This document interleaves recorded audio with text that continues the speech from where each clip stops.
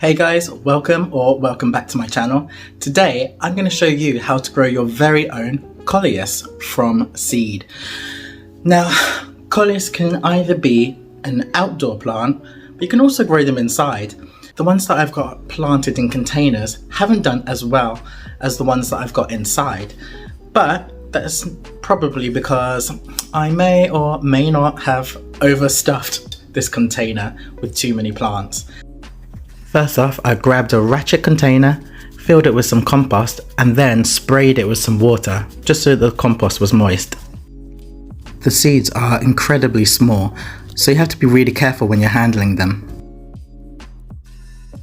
Then I simply sprinkle the seeds on top of the surface of the compost.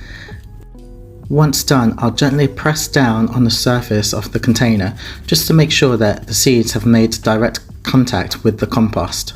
Once I've done that, I then give it another spray of water just to ensure that the seeds are moist, cover it with some cling film, and then I will put it on a sunny shelf. Now once they get their first 2 true leaves, that's when you should probably re-pot them. However, with this last tray, I didn't quite do that and they kind of went a little bit wild. I eventually got round to repotting them, and then I put them all into a big tray and then shoved them in the greenhouse. Coleus can be quite deceiving, so sometimes they can germinate quite quickly, but I've had to wait up to 21 days to actually see any new growth. So just bear that in mind. This one happened to be my very last tray of Coleus that I grew, and I may have just left it in the greenhouse and completely forgot about it. So I'm going to take you outside and we're going to go and see what we've got in this greenhouse. Now I've not opened it. I actually really do not know what I'm going to find in this tray, but let's have a look. Sounds absolutely ridiculous, but I've had these guys in there for a couple of months and I just had no space to put them on the actual garden, so I've just been bottom watering them with my watering can directly into the tray, and I keep thinking to myself, oh yeah, I'm going to take them out. No, it's not happened.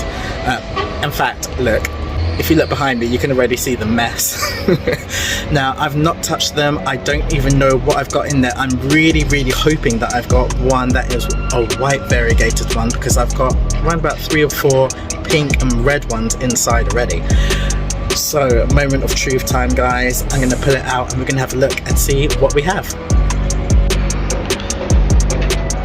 Okay, what a mess. This is so embarrassing. Right. Let's... Actually, I see a white one. Okay. I'm going to have to go and get a stand.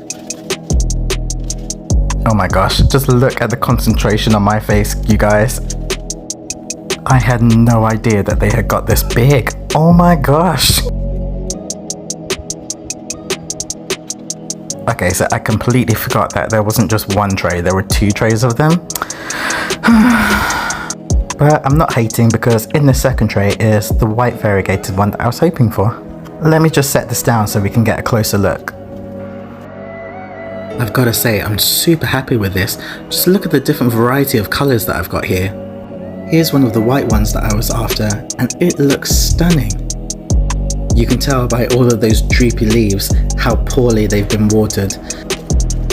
I grabbed my watering can and gave them a really deep, thorough watering.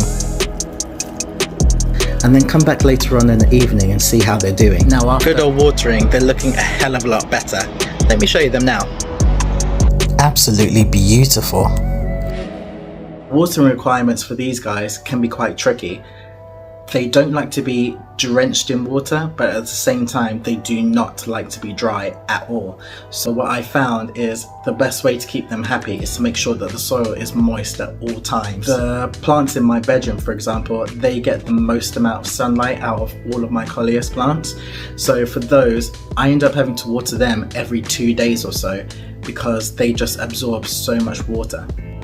This happens to be my very favourite Coleus that I have. This one stays in my bedroom.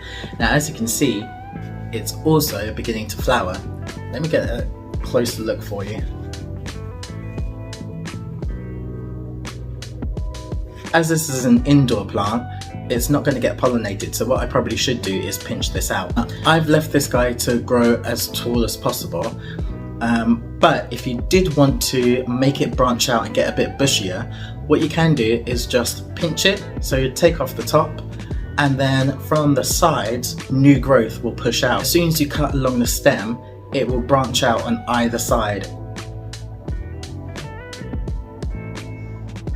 Now in the UK, these guys cannot deal with cold or frost, so they will die. So you've got two choices. You can either bring them inside, or you can take cuttings and then grow them out over winter and then put them outside when it warms up the following year. Let me show you some of the propagations that I've got though. Look at the tiny pot on this guy. Now this one, as you can see, is also flowering, but some of the leaves are actually variegated and the colour is white.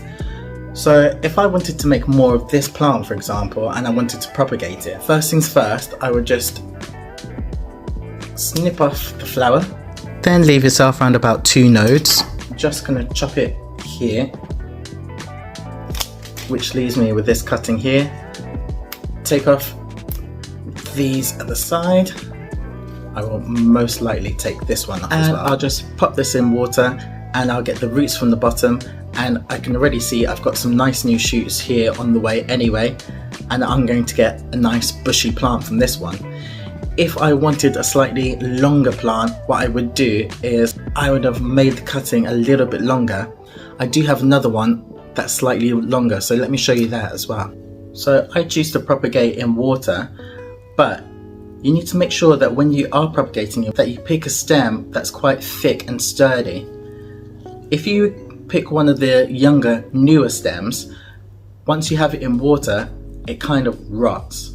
So let me show you this one. So although it's producing roots and it's still alive, it's not going to last.